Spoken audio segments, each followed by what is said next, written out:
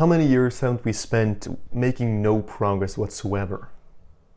You know, when you've been trying so hard, it feels like you're not getting anywhere, and then you make progress. And you feel as though, why couldn't I just have done this from the start? And imagine what could have happened, what could have been if I had done the right thing from the very start. That's a thing I used to do. I used to look back and think, oh, what if I went to the gym 1 or 2 years earlier? What if I had started to practice social skills way earlier? Where would I have been now? What progress would I have made? And that is as threatening of a thought as it is exciting. What could have been. And obviously this doesn't serve us any purpose at all, to think about the past and what we could have done differently, other than to guide us into the future. Because when you have skipped the gym for a few years, you've been talking about, I need to start going to the gym, and then you're not doing that, then you're gonna keep that in mind. That feeling of, oh, I could have started last year. I thought of starting last year, but I never did so. And now I could have had one additional year of progress. And obviously that's negative feedback. That tells you that, hey, if you skip the gym for a year, you will feel the exact same way. So it teaches you a valuable lesson.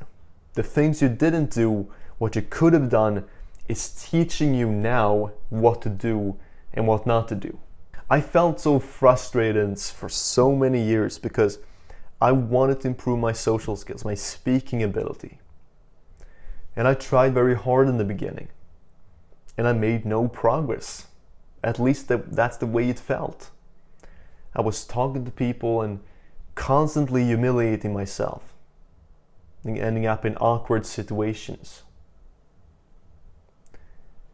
And it didn't feel good at all.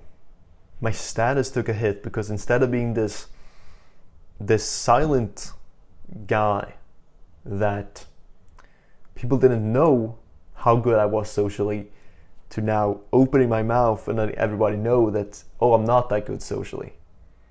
It's kind of like this saying that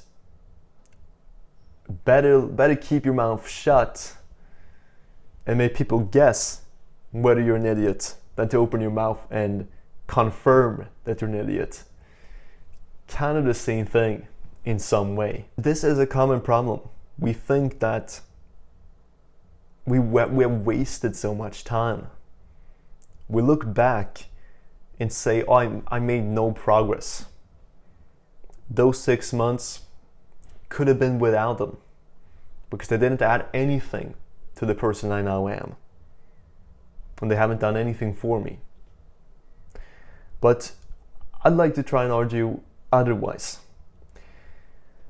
Because in order to build a house, you need to first remove all the rocks, all the trees, all the weed. You need to flatten the ground before eventually you can start to build your house, start building yourself. In other words, it's about learning what not to do rather than learning what to do. And all the years of no progress is actually progress in some way. Because you learn so much about the journey, you learn about what it's going to take, that it prepares you for the real progress. I think it was Alex Hormozi who said this, that you need to keep trying, keep failing, keep hitting the wall in order to eventually run past the wall. And there's something to that. Because all the years when you fail, when you're not making any progress, as you think, as I thought, that's a way of figuring out what to actually do. And when I think about it, these years of not going to the gym, when I thought, oh, I'm gonna go to the gym, but I didn't. And it went 1, 2, 3 years even before I actually started. Well, that did lead to me being super consistent in the gym when I started. I'm not skipping the gym as many people are. Like leg day, oh, it's so scary, you know? Oh, my legs hurt when I walk out of the gym. Many people skip that. I don't. Because I've learned in some way that because I skipped so many years, I'm not gonna skip a workout now. In other words, my years of perceived no progress actually gave me something. It allowed me to make more progress now. It's kind of like a self-guiding torpedo works. So you fire it and it goes against the target, and as the target moves, it gets negative feedback that, oh, you're about to miss the target.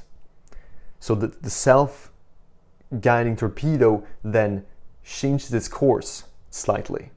And in case it changes its course too much, it gets negative feedback once more and corrects its course to eventually be able to hit the target, hit that submarine. And we work in the same way. We need the negative feedback, i.e. what not to do, in order to put our course towards the goal and to actually do the thing that we want to do, that we need to do. So all the negative feedback that we've gathered when we're making no progress, that helps us to make progress eventually. You can also think about this like the compound effect.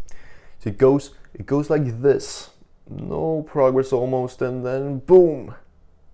And that's how it is for most YouTubers. They don't grow at all in the beginning. They get like 100, 200, 300 subscribers, but it goes so slowly and you think this guy's never gonna make it.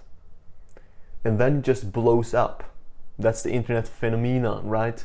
We think this only applies to the internet, but it doesn't. You know, when a guy gets like 1,000 subscribers or followers overnight, and suddenly he's getting 10, 100 times the amount of views that he normally got. And that's commonly known now, that's how it works. It isn't a linear journey of making the same amount of progress all the time, but in the beginning it's gonna take the most amount of work for the smallest amount of reward. But that is laying the groundwork, the foundation to eventually be able to make massive amount of progress. But without those years, almost no progress. Of all the videos that gain almost no views, this is never gonna happen. That's the whole point of the compound effect. You have to do this, the straight line, in order to get the almost vertical line.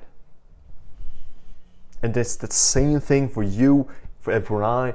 We have to make almost no progress. This hard time of not succeeding, of trying and failing, and trying some more and failing some more, in order to eventually succeed, and succeed big time. We are learning. We are getting somewhere. We may not feel that way, but surely we are. And I will see you again, my friend.